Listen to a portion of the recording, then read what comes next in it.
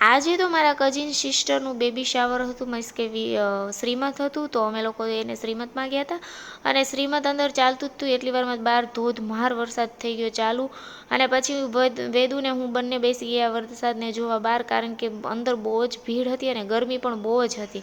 તો વેદુને કીધું ચાલ આપણે બંને બહાર બેસીએ અને વરસાદનો એન્જોય કરીએ. અને આ અંદર વિધિ બધી ચાલુ છે, તો ત્યાં અત્યારે ગરમી બહુ જ અને ભીડ પણ બહુ જ હતી. એટલી વારમાં જ વરસાદ થમ થઈ ગયો, તો અમે લોકો આવી ગયા બહાર અને હું બધી મારી સિસ્ટરને મળી. તો અત્યારે મારી આ હુસ્નની પરી જેવી સિસ્ટરો બધી પલળે છે. થોડો વરસાદ ચાલુ હતો એટલામાં જ મારી મમ્મી મળી ગઈ, તો મમ્મીને કીધું ચલો હાય કરી દે મારા બ્લોગમાં, તો એને હાય કરી દીધું. ને પછી અમે લોકોએ જ્યાં બીજી જગ્યાએ બેબી શાવરની બાકીની વિધિ કરવાની હતી અને જ્યાં જમણવાર હતું, ત્યાં અમે જડેશ્વર મહાદેવના મંદિરે જે રાખ્યું હતું ત્યાં અમે પહોંચી ગયા અને જમણવાર પણ ચાલુ થઈ ગયો હતો. તો અમે લોકો બેસી ગયા જમવા.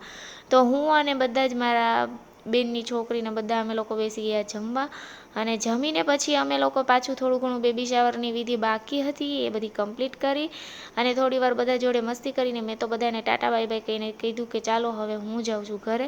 અને ઘરે પહોંચતાની સાથે જ મારે બનાવવાની હતી ગુલાબની રબડી. તો ગુલાબની રબડી બનાવવા માટે મેં અહીંયા પર મૂકી દીધું હતું દૂધ, અને મસ્ત મજાના ગુલાબને તોડીને લીધા હતા. દૂધ થોડી વાર ઉકળી લીધું એટલે પછી એની અંદર સ્વાદ અનુસાર ખાંડ નાખી દીધી. તમે જેવું મીઠું ખાતા હોય એમ ખાંડ એડ કરવાની. 10 મિનિટ દૂધ ઉકળ્યા પછી મેં કેસર પિસ્તા પાવડરને એડ કરી દીધો. અને પછી પાછું 10 મિનિટ ઉકળ્યા પછી હું મસ્ત મજાની ધીમે ધીમે ઉકાળું છું. હંમેશા ધીમી આંચ ઉપર આપણે એને ઉકાળવાનું રહેશે. અને પછી 10 મિનિટ પછી ઉકળું એટલે એની અંદર મેં ઝીણો ટોપરાનો ભૂકો નાખી દીધો, નાનો એક વાટકા જેટલો. અને પછી બરાબર ફરી પાછું 10 મિનિટ જેટલું આપણે એને ધીમી આંચે ઉકળવા દેવાનું હતું. 10 થી 15 મિનિટ ઉકળી જાય પછી આપણે બીજું બધું એડ કરવાનું હતું. તો ધીમે ધીમે હું અહીંયા ઉકાળતી હતી ત્યાં થોડીક વાર પછી મેં એમાં નાખી દીધા ગુલાબ.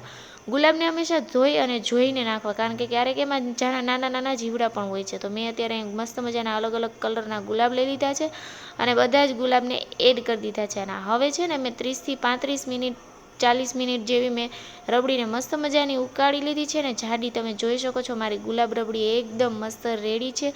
મેં લગભગ બધી જ થઈને 60 મિનિટ 1 કલાક. તમારે પણ જો ગુલાબ રબડી ખાવી હોય ને તો પહેલાં તો એ કે ગુલાબ રબડીને કાલે ખાવી હોય તો તમે આજે બનાવો, જેથી કરીને એની અંદરના ગુલાબ બદામ કાજુ બધું જ એકદમ સોફ્ટ થઈ જાય, તમને એનો મસ્ત મજાનો ટેસ્ટ આવે.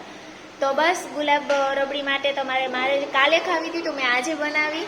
તો તમે પણ એવી રીતે તમારે કાલે ખાવી હોય ત્યારે તમારે આજે બનાવવાની. તો સરસ, મારી તો ગુલાબ રબડી રેડી છે. વિડીયો પસંદ આવે તો લાઈક શેર અને સબસ્ક્રાઈબ કરજો. ચેનલ ઉપર નવા હોય તો પ્લીઝ લાઈક કરો અને સબસ્ક્રાઈબ કરો, જેથી કરીને તમને આવા નવા વિડીયો ફટાફટ જોવા મળે. બાય.